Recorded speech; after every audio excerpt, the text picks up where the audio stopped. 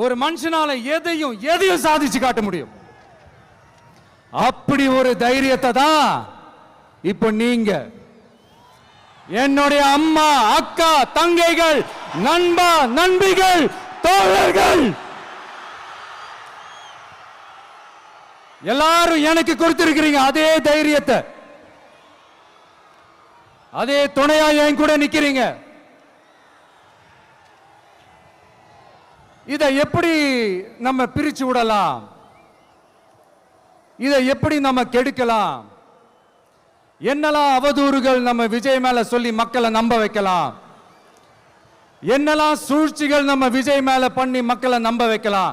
இப்படி சூழ்ச்சிகளை மட்டுமே நம்பி பொழப்ப நடத்துற சில சூழ்ச்சிக்கார கூட்டங்கள் இதை தொடர்ந்து செஞ்சுக்கிட்டு தான் இருக்கு. ஆனா அவங்களுக்கு தெரியாது, இது இன்னைக்கு நேத்து வந்த உறவு இல்ல.